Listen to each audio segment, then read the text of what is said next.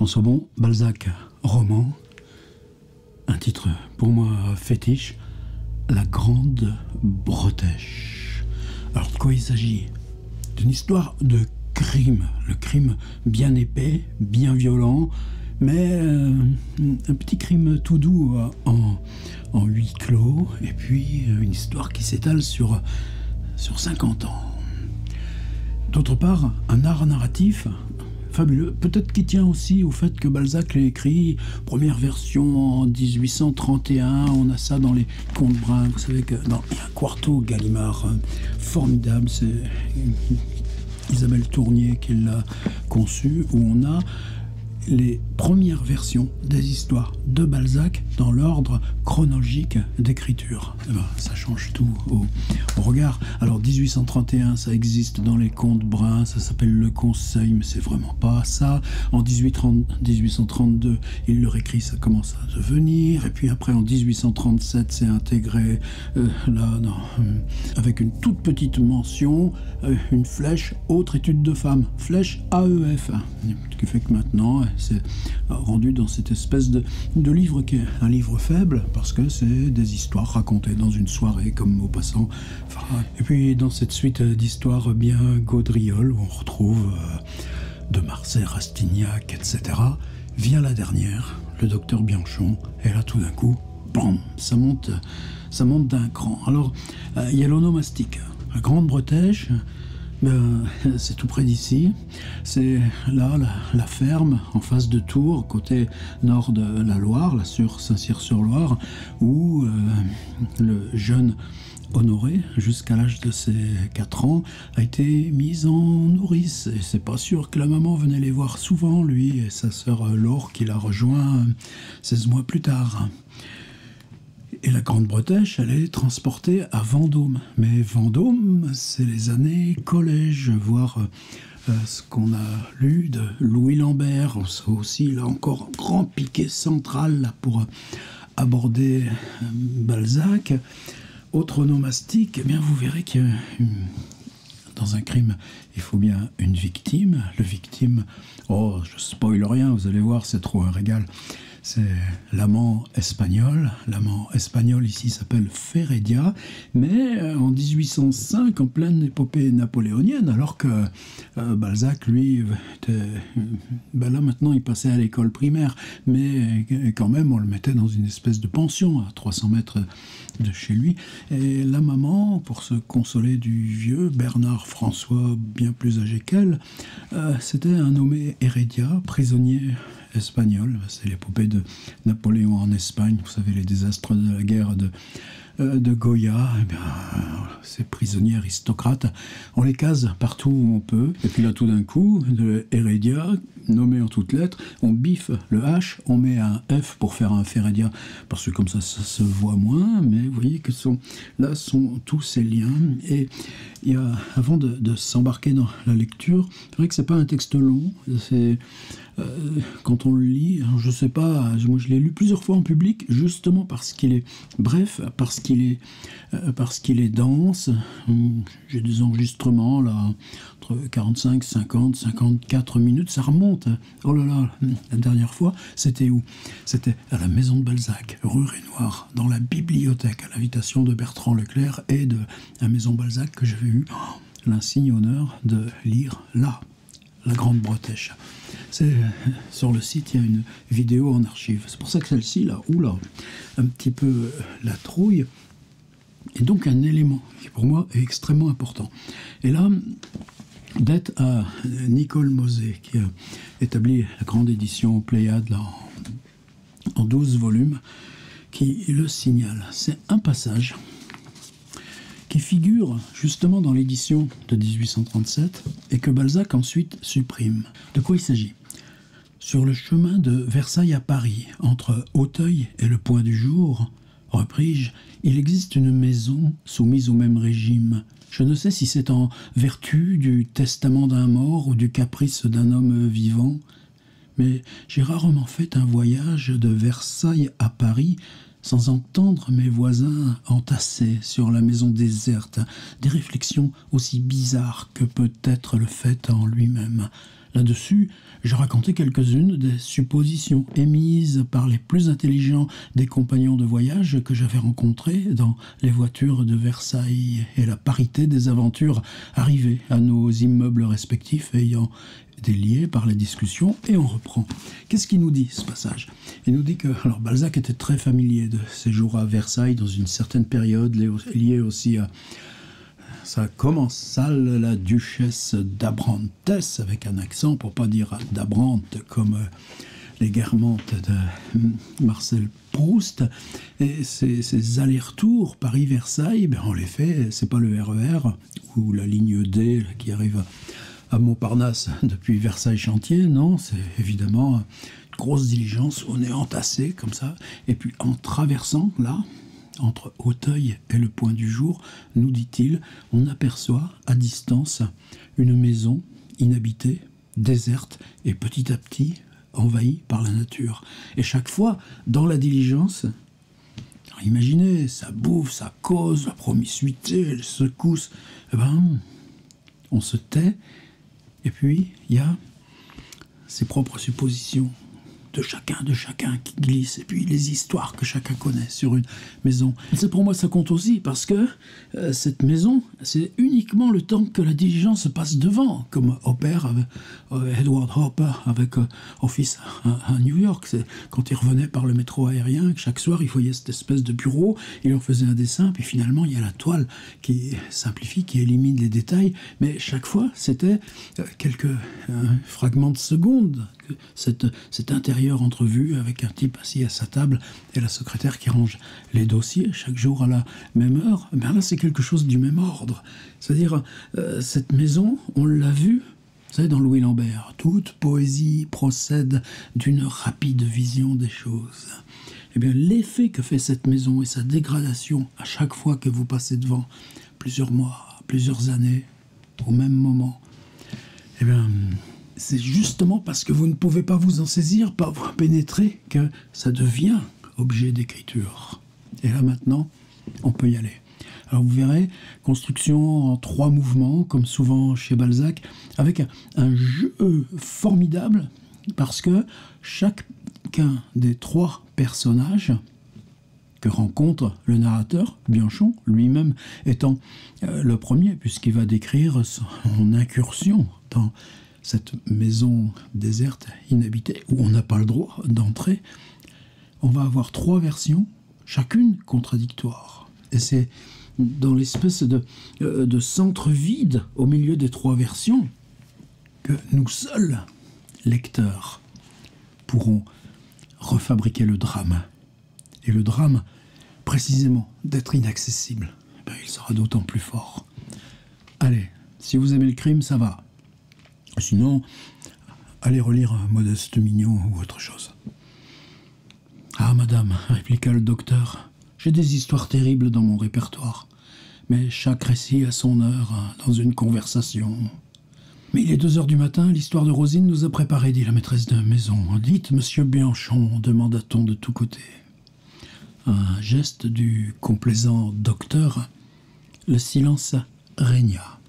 À 100 de pas environ de Vendôme, sur les bords du Loir, dit-il, il se trouve une vieille maison brune, surmontée de toits très élevés, et si complètement isolée qu'il n'existe alentour ni tannerie puante, ni méchante auberge, comme vous en voyez aux abords de presque toutes les petites villes.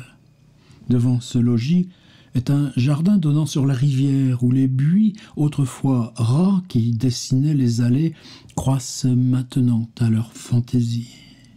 Quelques saules, nés dans le Loir, ont rapidement poussé comme la haie de clôture et cachent à demi la maison.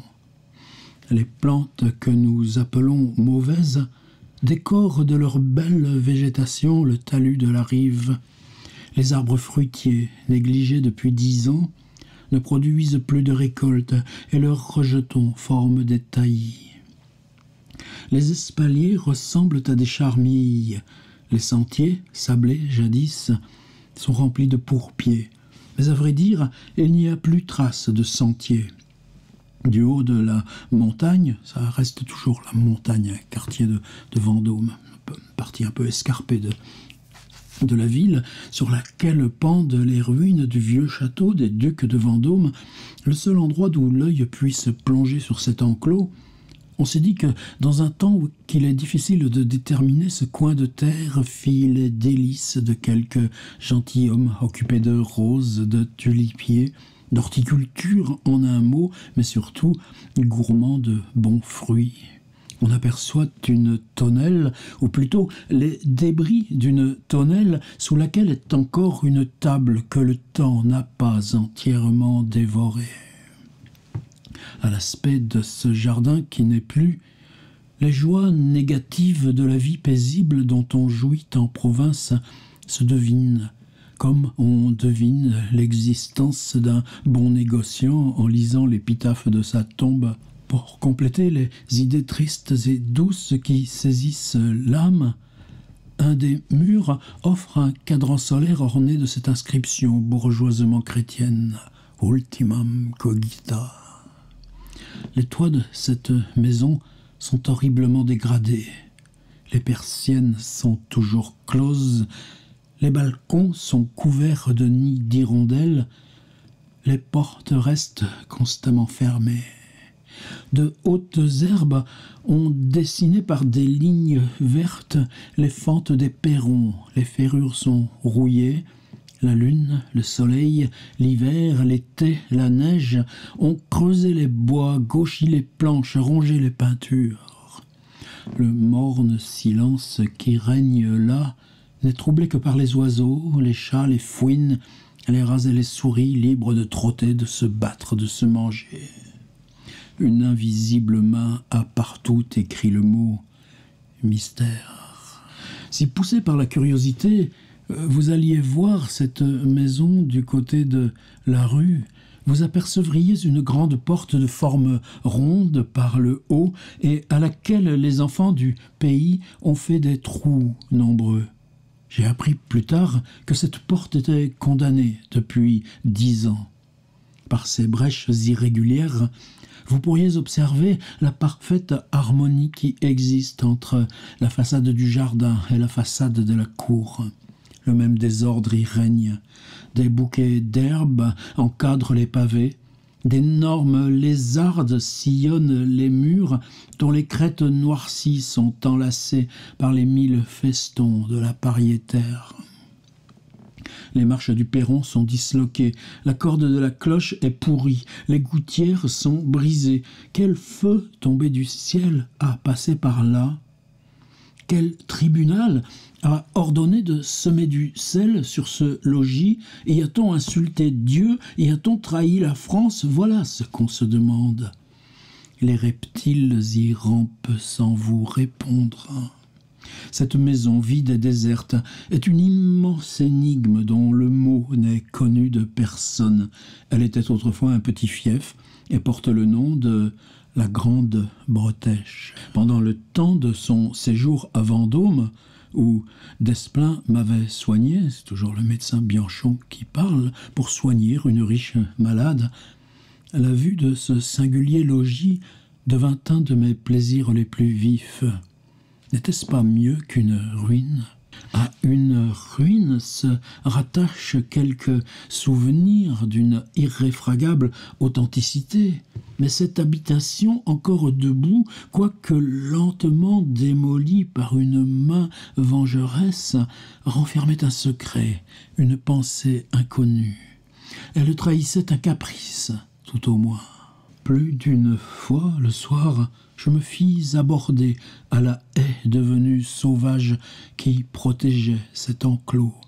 Je bravais les égratignures, j'entrais dans ce jardin sans maître, dans cette propriété qui n'était plus ni publique ni particulière.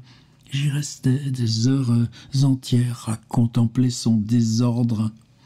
Je n'aurais pas voulu, pour prix de l'histoire à laquelle sans doute était dû ce spectacle bizarre, faire une seule question à quelques Vendômois bavards. Là, je composais de délicieux romans. Je m'y livrais à de petites débauches de mélancolie qui me ravissaient. Si j'avais connu le motif, peut-être vulgaire, de cet abandon, j'eusse perdu les poésies inédites dont je m'enivrais. Pour moi, cet asile représentait les images les plus variées de la vie humaine assombrie par ses malheurs. C'était tantôt l'air du cloître, moins les religieux, tantôt la paix du cimetière sans les morts qui vous parlent leur langage épitaphique. Aujourd'hui, la maison du lépreux, demain celle des Atrides, mais c'était surtout la province, avec ses idées recueillies, avec sa vie de sablier. J'y ai souvent pleuré, je n'y ai jamais ri. Plus d'une fois, j'ai ressenti des terreurs involontaires en y entendant au-dessus de ma tête le sifflement sourd que rendaient les ailes de quelques ramiers pressés. Le sol y est humide. Il faut s'y défier des lézards, des vipères, des grenouilles qui s'y promènent avec la sauvage liberté de la nature. Il faut surtout ne pas craindre le froid, car en quelques instants vous sentez un manteau de glace qui se pose sur vos épaules comme la main du commandeur sur le cou de Don Juan. Un soir, j'y ai frissonné. Le vent avait fait tourner une vieille girouette rouillée, dont les cris ressemblèrent à un gémissement poussé par la maison au moment où j'achevais un drame assez noir par lequel je m'expliquais cette espèce de douleur monumentalisée. Je revins à mon auberge en proie à des idées sombres. Mais quand j'eus soupé, l'hôtesse entra d'un air de mystère dans ma chambre et me dit « Monsieur, voici monsieur Regnault. » « Qu'est monsieur Regnault ? Comment ? Monsieur ne connaît pas monsieur Regnault ? Ah, c'est drôle, dit-elle en s'en allant. Tout à coup, je vis apparaître un homme long, fluet, vêtu de noir, tenant son chapeau à la main, et qui se présenta comme un bélier prêt à fondre sur son rival en me montrant un front fuyant, une petite tête pointue et une face pâle assez semblable à un verre d'eau sale. Vous eussiez dit de l'huissier d'un ministre. Cet inconnu portait un vieil habit, très usé sur les plis, mais il avait un diamant au jabot de sa chemise et des boucles d'or à ses oreilles. « Monsieur, à qui ai-je l'honneur de parler ?» lui dis-je. Il s'assit sur une chaise, se mit devant mon feu, posa son chapeau sur ma table et me répondit, tant se frottant les mains. « Ah, il fait bien froid, monsieur. Je suis monsieur Regnault. » Je m'inclinai en me disant à moi-même « Et bande d'ocanes, y cherche. » « Je suis, reprit-il, notaire à Vendôme. »« J'en suis ravi, monsieur, m'écriai-je, mais je ne suis point en mesure de tester pour des raisons à moi connues. »« Petit moment, reprit-il, en levant la main comme pour m'imposer silence. Permettez, monsieur, permettez. J'ai appris que vous alliez vous promener quelquefois dans le jardin de la Grande Bretèche. »« Oui, monsieur. »« Petit moment, dit-il en répétant son geste. Cette action constitue un véritable délit. Monsieur, je viens, au nom et comme exécuteur testamentaire de feu madame la comtesse de Méré, vous prier de discontinuer vos visites. Petit moment. Je ne suis pas un Turc, je ne veux point vous en faire un crime. D'ailleurs, bien permis à vous d'ignorer les circonstances qui m'obligent à laisser tomber en ruine le plus bel hôtel de Vendôme. Cependant, monsieur, vous paraissez avoir de l'instruction, devez savoir que les lois défendent, sous des peines graves, d'envahir une propriété close. Une haie vaut un mur. Mais l'état dans lequel la maison se trouve peut servir d'excuse à votre curiosité. Je ne demanderai pas mieux que de vous laisser libre d'aller et venir dans cette maison, mais chargé d'exécuter les volontés de la testatrice, j'ai l'honneur, monsieur, de vous prier de ne plus entrer dans le jardin. Moi-même, monsieur, depuis l'ouverture du testament, je n'ai pas mis le pied dans cette maison qui dépend, comme j'ai eu l'honneur de vous le dire, de la succession de Madame de Merret. Nous en avons seulement constaté les portes et les fenêtres afin d'asseoir les impôts que je paye annuellement sur des fonds à ceux destinés par feu Madame la Comtesse. Ah, mon cher monsieur, son testament a fait bien du bruit dans Vendôme. Là, il s'arrêta pour se moucher, le digne homme. Je respectais sa loquacité, comprenant à merveille que la succession de Madame de Merret était l'événement le plus important de sa vie. Toute sa réputation, sa gloire, sa restauration. Il me fallait dire adieu à mes belles rêveries, à mes romans.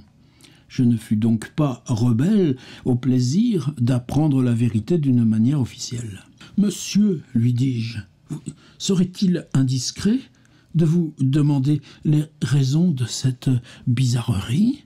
À ces mots, un air qui exprimait tout le plaisir que ressentent les hommes habitués à monter sur leur dada passa sur la figure du notaire. Il releva le col de sa chemise avec une sorte de fatuité, tira sa tabatière, l'ouvrit, m'offrit du tabac, et sur mon refus, il en saisit une forte pincée. Il était heureux.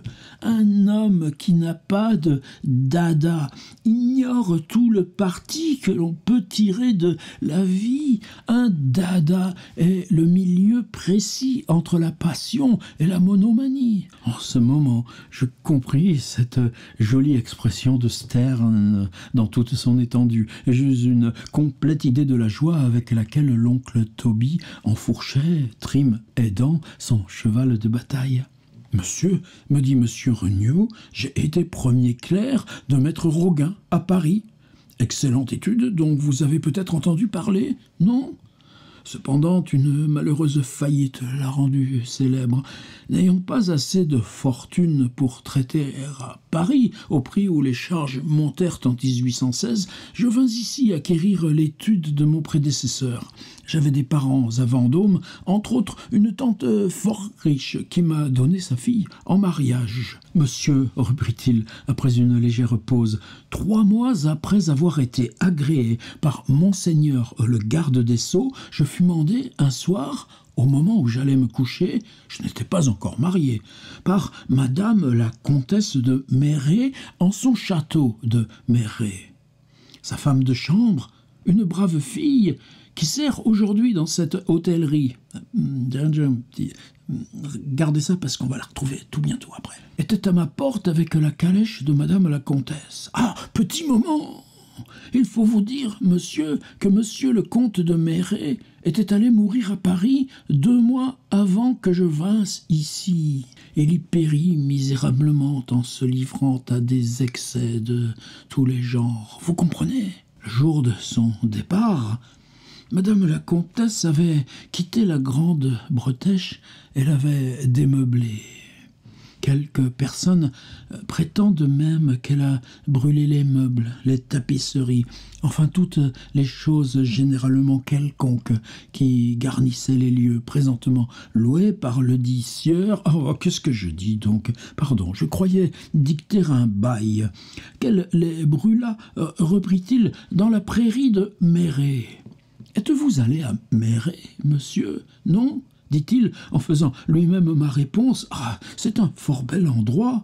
Depuis 3 mois environ, dit-il en continuant après un petit hochement de tête, monsieur le comte et madame la comtesse avaient vécu singulièrement. Ils ne recevaient plus personne. Madame habitait le rez-de-chaussée et monsieur le premier étage.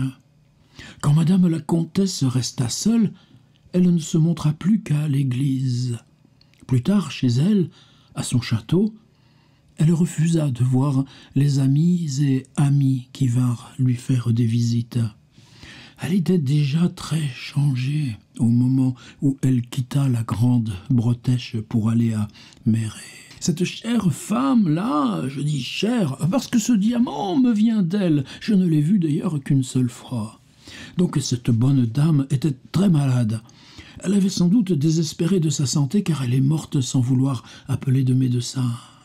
Aussi, beaucoup de nos dames ont-elles pensé qu'elle ne jouissait pas de toute sa tête. Monsieur, ma curiosité fut donc singulièrement excitée en apprenant que madame de Merret avait besoin de mon ministère. Je n'étais pas le seul qui s'intéressât à cette histoire. Le soir même, quoiqu'il fût tard, toute la ville sut que j'allais à Merret.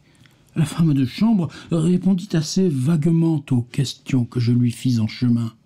Néanmoins, elle me dit que sa maîtresse avait été administrée par le curé de Merret pendant la journée et qu'elle paraissait ne pas devoir passer la nuit. J'arrivais sur les 11 heures au château.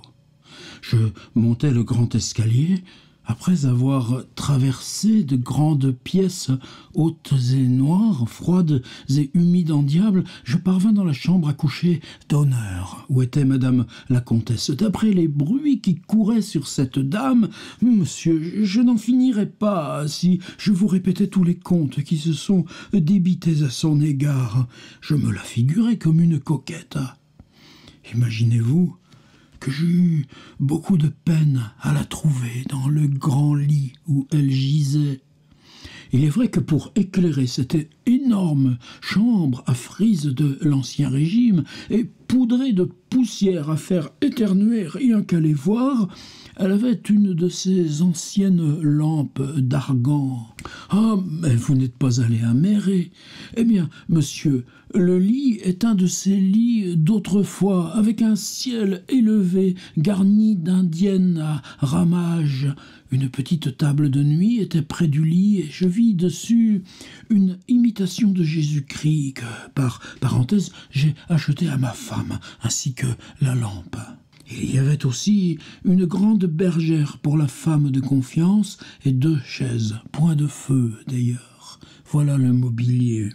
Ça n'aurait pas fait 10 lignes dans un inventaire.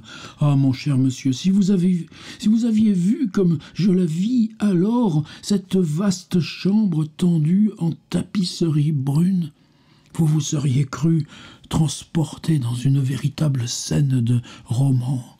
C'était glacial. Et mieux que cela, funèbre, ajouta-t-il en levant le bras par un geste théâtral et faisant une pause. À force de regarder, en venant près du lit, je finis par voir madame de Merret, encore grâce à la lueur de la lampe dont la clarté donnait sur les oreillers.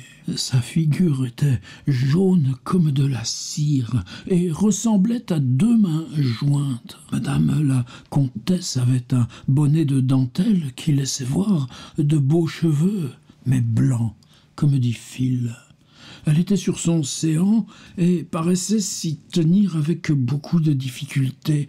Ses grands yeux noirs, abattus par la fièvre sans doute, et déjà presque morts, remuaient à peine sous les os où sont les sourcils. « Ça, dit-il, en montrant l'arcade de ses yeux. Son front était humide.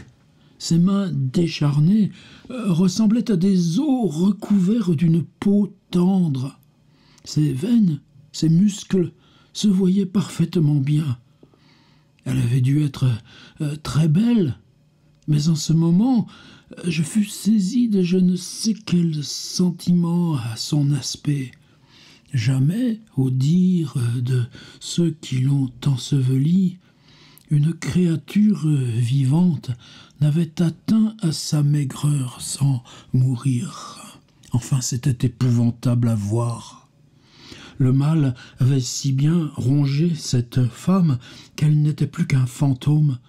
Ses lèvres d'un violet pâle me parurent immobiles quand elle parla, quoique ma profession m'ait familiarisé avec ces spectacles en me conduisant parfois au chevet des mourants pour constater leur dernière volonté. J'avoue que les familles en larmes et les agonies que j'ai vues n'était rien auprès de cette femme solitaire et silencieuse dans ce vaste château. Je n'entendais pas le moindre bruit. Je ne voyais pas ce mouvement que la respiration de la malade aurait dû imprimer au drap qui la couvrait, et je restais tout à fait immobile, occupé à la regarder avec une sorte de stupeur. Il me semble que j'y suis encore.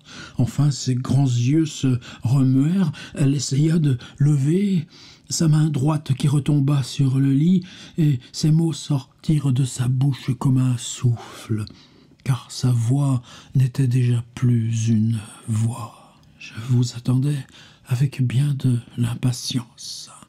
Ses joues se colorèrent vivement. « Parlez, monsieur, c'était un effort pour elle. »« Madame, lui dis-je, elle me fit signe de me taire. » En ce moment, la vieille femme de charge se leva et me dit à l'oreille « Ne parlez pas. Madame la comtesse est hors d'état d'entendre le moindre bruit. Ce que vous lui diriez pourrait l'agiter. » Je m'assis. Quelques instants après, Madame de Merret rassembla tout ce qui lui restait de force pour mouvoir son bras droit, le mit, non sans des peines infinies, sous son traversin. Elle s'arrêta pendant un petit moment, puis elle fit un dernier effort pour retirer sa main, et lorsqu'elle eut pris un papier cacheté, des gouttes de sueur tombèrent de son front. « Je vous confie mon testament, dit-elle. Ah, mon Dieu, ah !» Ce fut tout. Elle saisit un crucifix qui était sur son lit, le porta rapidement à ses lèvres et mourut. L'expression de ses yeux fixes me fait encore frissonner quand j'y songe. Elle avait dû bien souffrir. Il y avait de la joie dans son dernier regard, sentiment qui resta gravé sur ses yeux morts. J'emportai le testament, et quand il fut ouvert, je vis que Madame de Merret m'avait nommé son exécuteur testamentaire. Elle léguait la totalité de ses biens à l'hôpital de Vendôme, sauf quelques legs particuliers. Mais voici quelles furent ses dispositions relativement à la Grande Bretèche. Elle me recommanda de laisser cette maison pendant 50 années révolues, à partir du jour de sa mort, dans l'état où elle se trouverait au moment de son décès, en interdisant l'entrée des appartements à quelque personne que ce fût, en défendant d'y faire la moindre réparation, et allouant même une rente afin de gager des gardiens s'il en était besoin pour assurer l'entière exécution de ses intentions. À l'expiration de ce terme, si le vœu de la testatrice a été accompli, la maison doit appartenir à mes héritiers, car monsieur sait que les notaires ne peuvent accepter de legs. Sinon, la Grande Bretèche reviendrait à qui de droit, mais à la charge de remplir les conditions indiquées dans un codicille annexé au testament et qui ne doit être ouvert qu'à l'expiration des dites 50 années. Le testament n'a point été attaqué, donc... À ce mot, et sans achever sa phrase, le notaire oblong me regarda d'un air de triomphe, et je le rendis tout à fait heureux en lui adressant quelques compliments. « Monsieur, dis-je en terminant, vous m'avez si vivement impressionné que je crois voir cette mourante plus pâle que ses draps. » Ça, c'est l'art de Balzac aussi. Que je crois voir cette mourante plus pâle que ses draps. Oui, mais pourquoi vous croyez la voir, dit le narrateur. Eh bien parce que Balzac vient de l'écrire, tout simplement. Donc tu reconvoques et tu reprends en boucle là ce que tu viens de fabriquer littérairement pour en assurer la rémanence et continuer. Ses yeux luisants me font peur. Je rêverai d'elle cette nuit, mais vous devez avoir formé quelques conjectures sur les dispositions contenues dans ce bizarre testament. Monsieur, me dit-il avec une réserve comique, je ne me permets jamais de juger la conduite des personnes qui m'ont honoré par le don d'un diamant.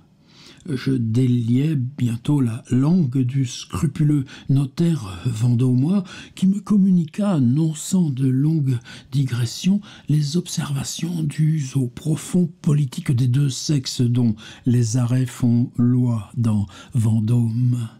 Mais ces observations étaient si contradictoires, si diffuses, que je faillis m'endormir, malgré l'intérêt que je prenais à cette histoire authentique. Le ton lourd et l'accent monotone de ce notaire, sans doute habitué à s'écouter lui-même et à se faire écouter de ses clients ou de ses compatriotes, triompha de ma curiosité. Heureusement, il s'en alla. « Ah, monsieur, bien des gens, me dit-il dans l'escalier, voudraient vivre encore 45 ans. Mais petit moment !» Et il mit d'un air fin l'index de sa main droite sur sa narine, comme s'il eût voulu dire « Faites bien attention à ceci. Pour aller jusque-là, dit-il, il ne faut pas avoir la soixantaine. » Je fermai ma porte après avoir été tiré de mon apathie par ce dernier trait que le notaire trouva très spirituel. Puis je m'assis dans mon fauteuil en mettant mes pieds sur les deux chenets de ma cheminée. Je m'enfonçais dans un roman à la Radcliffe, bâti sur les données juridiques de M. Regnault, quand ma porte, manœuvrée par la main à droite d'une femme, tourna sur ses gonds.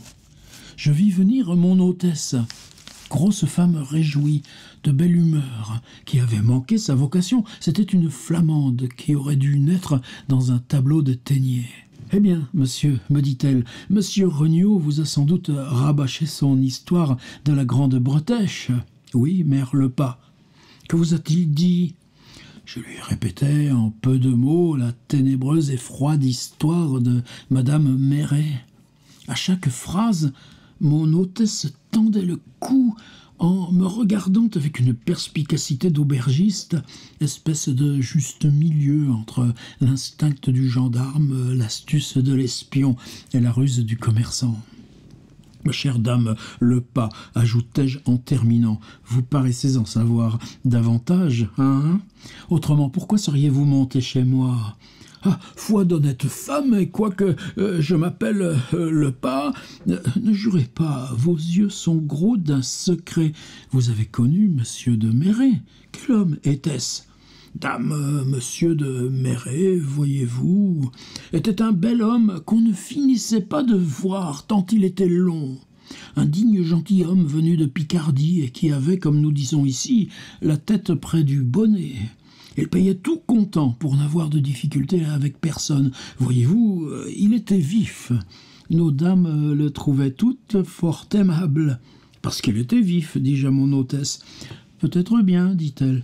Vous pensez bien, monsieur, qu'il fallait avoir eu quelque chose devant soi, comme on dit, pour épouser madame de Méret, qui, sans vouloir nuire aux autres, était la plus belle et la plus riche personne du Vendômois. Elle avait aux environs de 20 000 livres de rente. Toute la ville assista à sa noce. La mariée était mignonne, avenante, un vrai bijou de femme. Ah, ils ont fait un beau couple dans le temps. Ont-ils été heureux en ménage ?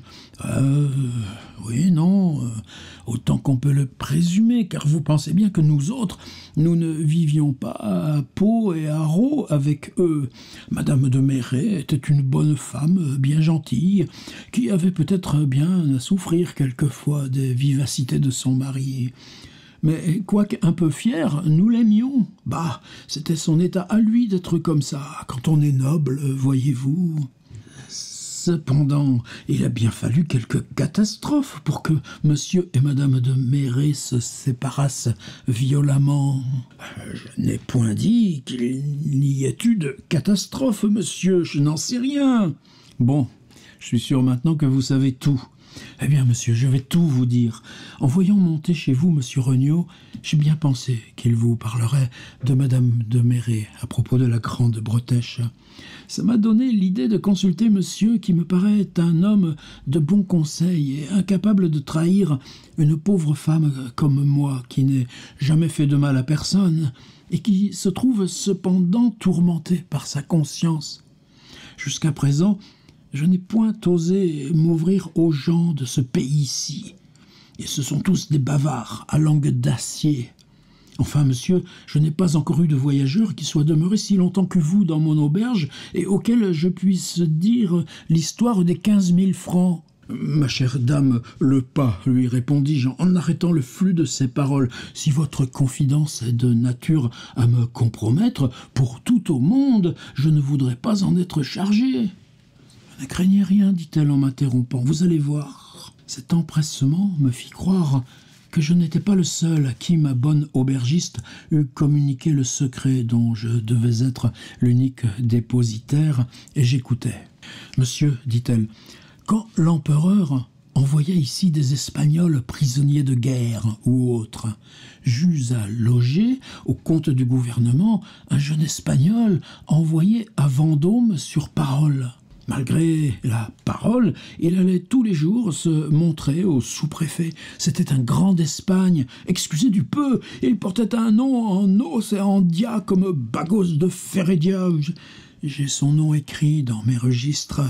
Vous pourrez le lire si vous voulez. Oh, c'était un beau jeune homme pour un Espagnol qu'on dit tous laid. Il n'avait guère que 5 pieds 2 ou 3 pouces, mais il était bien fait. Il avait de petites mains qu'il soignait. Ah, fallait voir. Il avait autant de brosses pour ses mains qu'une femme en a pour ses toilettes. Il avait de grands cheveux noirs, un œil de feu, un teint un peu cuivré, mais qui me plaisait tout de même. Il portait du linge fin comme je n'en ai jamais vu à personne. Quoique j'ai logé des princesses, et entre autres le général Bertrand, le duc et la duchesse d'Abrantes, monsieur Decazes et le roi d'Espagne. Il ne mangeait pas grand-chose, mais il avait des manières si polies, si aimables, qu'on ne pouvait pas lui en vouloir. Je l'aimais beaucoup, quoiqu'il ne disait pas 4 paroles par jour, et qu'il fût impossible d'avoir avec lui la moindre conversation. Si on lui parlait, il ne répondait pas. C'était un tic, une manie qu'ils ont tous, à ce qu'on m'a dit. Il lisait son bréviaire comme un prêtre. Il allait à la messe et à tous les offices régulièrement. Où se mettait-il? Nous avons remarqué cela plus tard, à 2 pas de la chapelle de Madame de Merret. Comme il se plaça là dès la première fois qu'il vint à l'église, personne n'imagina qu'il y eût de l'intention dans son fait. D'ailleurs, il ne levait pas le nez de dessus son livre de prière, le pauvre jeune homme. Pour lors, monsieur, le soir, il se promenait sur la montagne, dans les ruines du château. C'était son seul amusement à ce pauvre homme. Il se rappelait là son pays. On dit que c'est tout montagne en Espagne. Dès les premiers jours de sa détention, il s'attarda. Je fus inquiète en ne le voyant revenir que sur le coup de minuit. Nous nous habituâmes tous à sa fantaisie. Il prit la clé de la porte et nous ne l'attendîmes plus. Il logeait dans la maison que nous avons de la rue des Casernes. Pour lors, un de nos valets d'écurie nous dit qu'un soir, en allant faire baigner les chevaux, il croyait avoir vu le grand d'Espagne nageant au loin dans la rivière comme un vrai poisson. Quand il revint, je lui dis de prendre garde aux herbes. Il parut contrarié d'avoir été vu dans l'eau. Enfin, monsieur, un jour, ou plutôt un matin, nous ne le trouvâmes plus dans sa chambre. Il n'était pas revenu. À force de fouiller partout, je vis un écrit dans le tiroir de sa table où il y avait 50 pièces d'or espagnol qu'on nomme des portugaises qui valaient environ 5 000 francs, puis des diamants pour 10 000 francs dans une petite boîte cachetée. Son écrit disait donc qu'au cas où il ne reviendrait pas, il nous laissait cet argent et ces diamants à la charge de fonder des messes pour remercier Dieu de son évasion et pour son salut.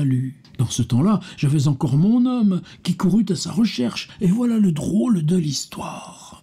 Il rapporta les habits de l'Espagnol qu'il découvrit sous une grosse pierre dans une espèce de pilotis sur le bord de la rivière, du côté du château, à peu près en face de la grande bretèche. Mon mari était allé là si matin que personne ne l'avait vu. Il brûla les habits après avoir lu la lettre. et nous avons déclaré, suivant le désir du comte Férédia, qu'il s'était évadé. Le sous-préfet mit toute la gendarmerie à ses trousses, mais brust, on ne l'a point rattrapé. Le pas a cru que l'Espagnol s'était noyé. Moi, monsieur, je ne le pense point. Je crois plutôt qu'il est pour quelque chose dans l'affaire de madame de Merret, vu que Rosalie m'a dit que le crucifix auquel sa maîtresse tenait tant qu'elle s'est fait ensevelir avec était d'ébène et d'argent. Or, dans les premiers temps de son séjour, M. Férédia en avait un d'ébène et d'argent que je ne lui ai plus revu. Maintenant, monsieur, n'est-il pas vrai que je ne dois point avoir de remords des 15 000 francs de l'Espagnol et qu'ils sont bien à moi? Certainement. Mais vous n'avez pas essayé de questionner Rosalie, lui dis-je. Oh, si fait, monsieur. Que voulez-vous? Cette fille-là, c'est un mur. Elle sait quelque chose, mais il est impossible de la faire jaser. Après avoir encore causé pendant un moment avec moi, mon hôtesse me laissa en proie à des pensées vagues et ténébreuses, à une curiosité romanesque, à une terreur religieuse assez semblable au sentiment profond qui nous saisit quand nous entrons à la nuit dans une église sombre où nous apercevons une faible lumière lointaine sous des arceaux élevés. Une figure indécise glisse, un frottement de robe ou de soutane se fait entendre. Nous avons frissonné. La grande bretèche et ses hautes herbes, ses fenêtres condamnées, ses ferrements rouillés, ses portes closes, ses appartements déserts, se montra tout à coup fantastiquement devant moi. J'essayais de pénétrer dans cette mystérieuse demeure en y cherchant le nœud de cette solennelle histoire, le drame qui avait tué 3 personnes. Rosalie fut, à mes yeux, l'être le plus intéressant de Vendôme. Je découvris en l'examinant les traces d'une pensée intime, malgré la santé brillante qui éclatait sur son visage potelé. Il y avait chez elle un principe de remords ou d'espérance. Son attitude annonçait un secret, comme celle des dévotes qui prient avec excès ou celle de la fille infanticide qui entend toujours le dernier cri de son enfant.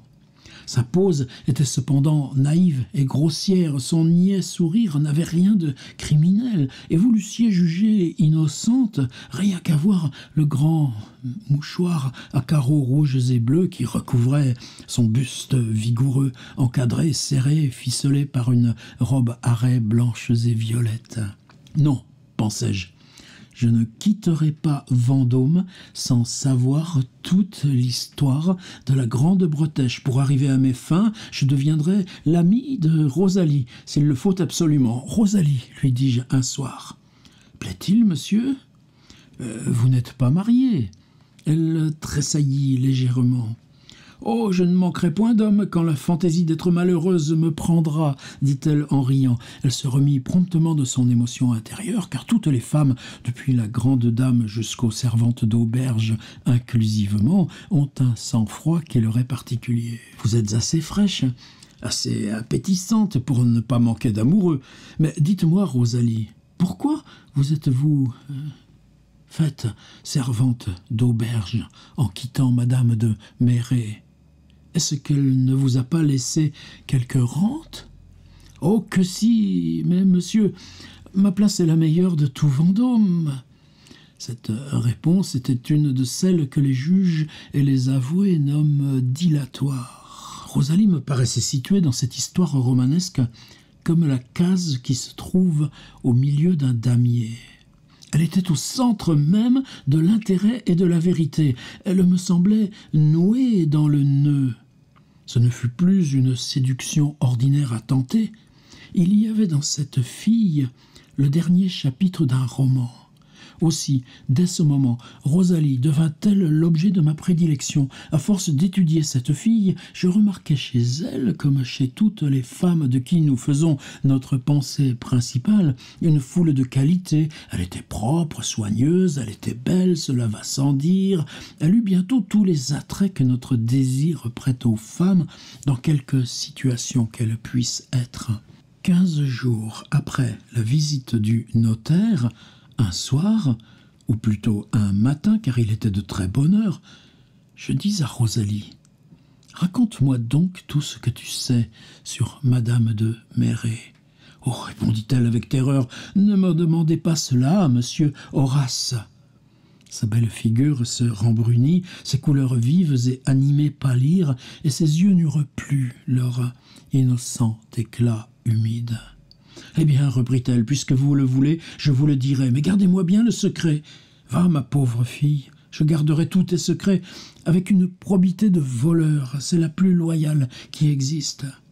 Si cela vous est égal, me dit-elle, j'aime mieux que ce soit avec la vôtre. » Là-dessus, elle ragréa son foulard, voyez tout le hors-champ du texte discret, et se posa comme pour compter, car il y a certes une attitude de confiance et de sécurité nécessaire pour faire un récit. Les meilleures narrations se disent à une certaine heure, comme nous sommes là, tous à table. Personne n'a bien compté debout ou à jeun. Mais s'il fallait reproduire fidèlement la diffuse éloquence de Rosalie, un volume entier suffirait à peine. Or, comme l'événement dont elle me donna la confuse connaissance se trouve placé entre le bavardage du notaire et celui de Madame Lepas, aussi exactement que les moyens termes d'une proportion arithmétique le sont entre leurs deux extrêmes, je n'ai plus qu'à vous le dire en peu de mots. J'abrège donc. La chambre que Madame de Merret occupait à la Bretèche était située au rez-de-chaussée. Un petit cabinet de 4 pieds de profondeur, pratiqué dans l'intérieur du mur, lui servait de garde-robe. 3 mois avant la soirée dont je vais vous raconter les fêtes, Madame de Merret avait été assez sérieusement indisposée pour que son mari la laissât seule chez elle, et il couchait dans une chambre au premier étage. Par un de ces hasards impossibles à prévoir, il revint ce soir-là, 2 heures plus tard que de coutume, du cercle où il allait lire les journaux et causer politique avec les habitants du pays. Sa femme le croyait rentré, couché, endormi, mais l'invasion de la France avait été l'objet d'une discussion fort animée. La partie de billard s'était échauffée. Il avait perdu 40 francs, somme énorme à Vendôme, où tout le monde thésaurise et où les mœurs sont contenues dans les bornes d'une modestie digne d'éloge qui peut-être devient la source d'un bonheur vrai dont ne se soucie aucun Parisien. Depuis quelque temps, Monsieur de Merret se contentait de demander à Rosalie si sa femme était couchée. Sur la réponse toujours affirmative de cette fille, il allait immédiatement chez lui avec cette bonhomie qu'enfante l'habitude et la confiance. En rentrant, il lui prit fantaisie de se rendre chez Madame de Merret pour lui conter sa mésaventure, peut-être aussi pour s'en consoler. Pendant le dîner, il avait trouvé Madame de Merret fort coquettement mise. Il se disait, en allant du cercle chez lui, que sa femme ne souffrait plus, que sa convalescence l'avait embellie, et il s'en apercevait, comme les maris s'aperçoivent de tout, un peu tard. Au lieu d'appeler Rosalie, qui, dans ce moment, était occupée dans la cuisine à voir la cuisinière et le cocher jouant un coup difficile de la brisque, Monsieur de Merret se dirigea vers la chambre de sa femme, à la lueur de son falot qu'il avait déposé sur la première marche de l'escalier. Son pas, facile à reconnaître, retentissait sous les voûtes du corridor. Au moment où le gentilhomme tourna la clé de la chambre de sa femme, il crut entendre fermer la porte du cabinet dont je vous ai parlé. Mais quand il entra, madame de Merret était seule, debout devant la cheminée. Le mari pensa naïvement en lui-même que Rosalie était dans le cabinet. Cependant, un soupçon qui lui tinta dans l'oreille avec un bruit de cloche le mit en défiance. Il regarda sa femme, il lui trouva dans les yeux je ne sais quoi de trouble et de fauve. « Vous rentrez bien tard, dit-elle. Cette voix ordinairement si pure et si gracieuse lui parut légèrement altérée. Monsieur de Merret ne répondit rien, car en ce moment, Rosalie entra. Ce fut un coup de foudre pour lui.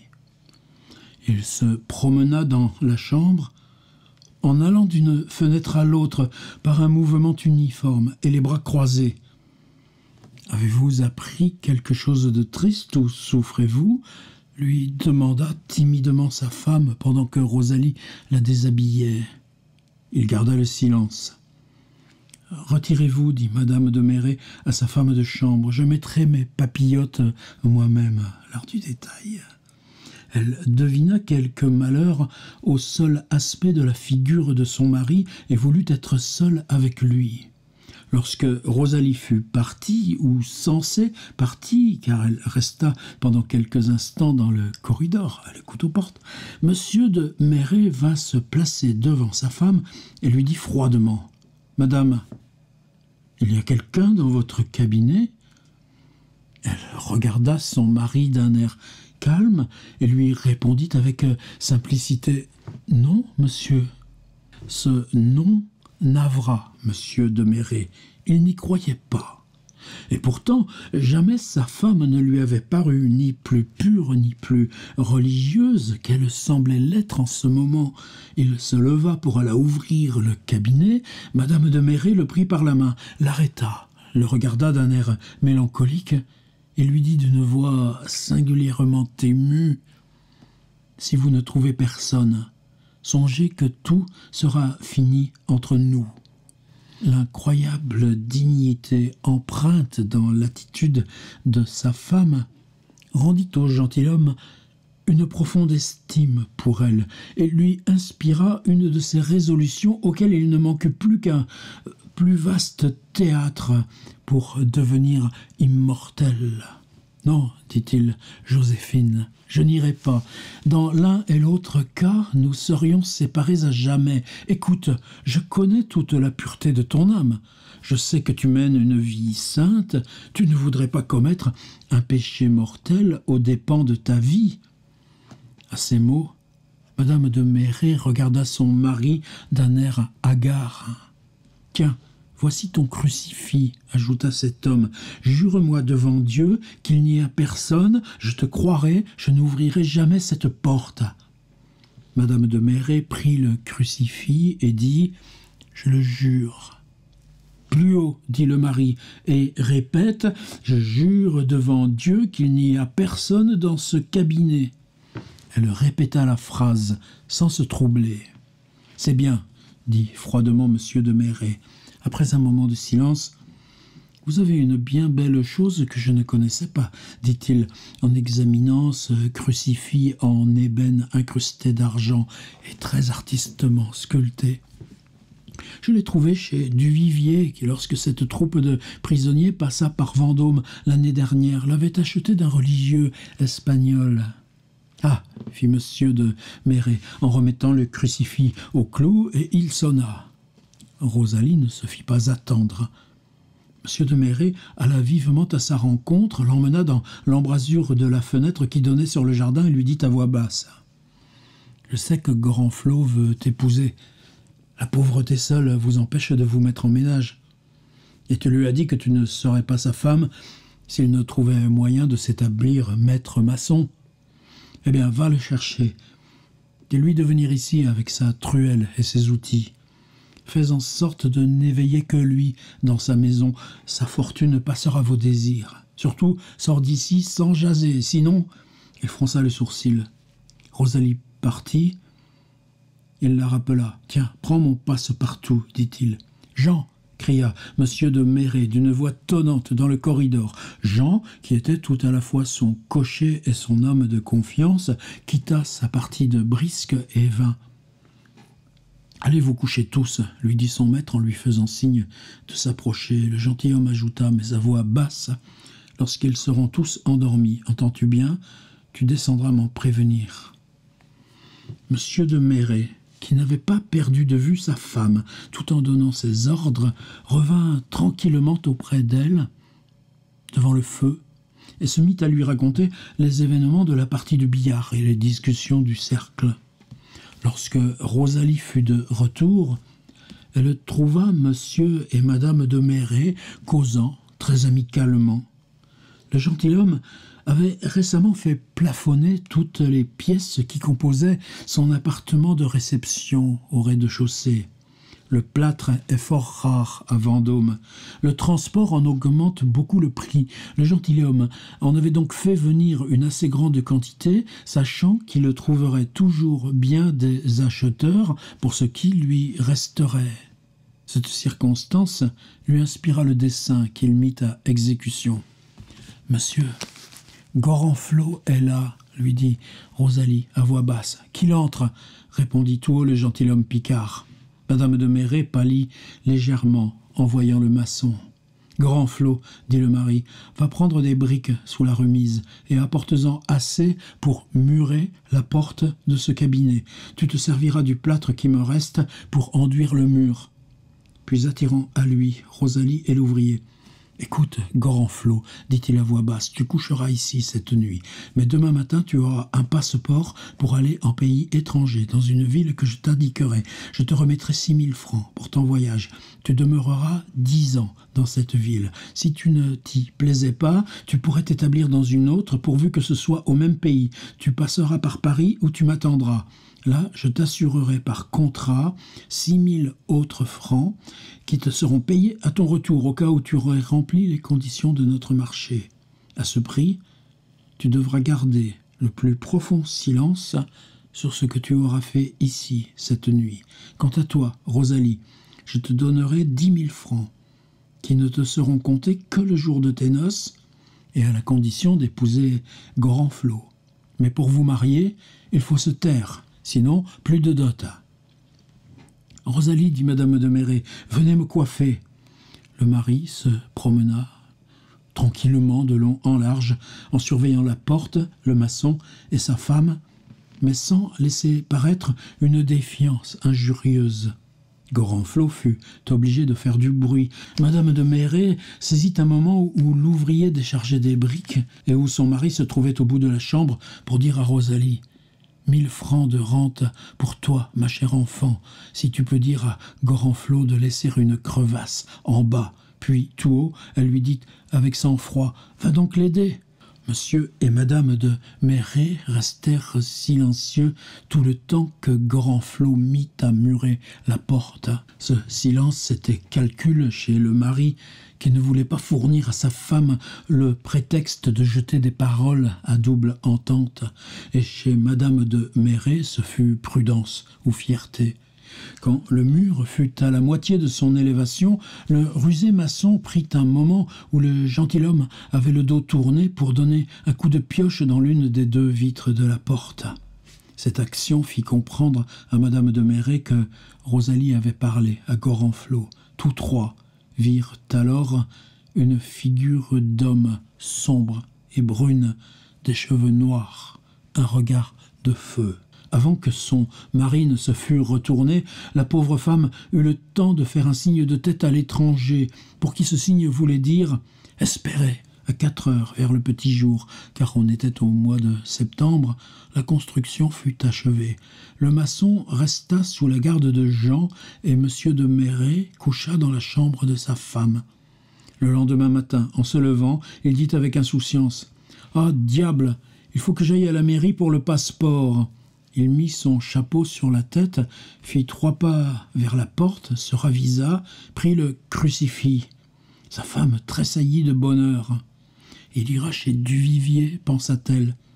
Avant que le gentilhomme fût sorti, madame de Merret sonna Rosalie, puis d'une voix terrible. « La pioche, s'écria-t-elle, et à l'ouvrage. J'ai vu hier comment Gorenflot s'y prenait. Nous aurons le temps de faire un trou et de le reboucher. » En un clin d'œil, Rosalie apporta une espèce de merlin à sa maîtresse qui, avec une ardeur dont rien ne pouvait donner une idée, se mit à démolir le mur. Elle avait déjà fait sauter quelques briques lorsqu'en prenant son élan pour appliquer un coup encore plus vigoureux que les autres, elle vit M.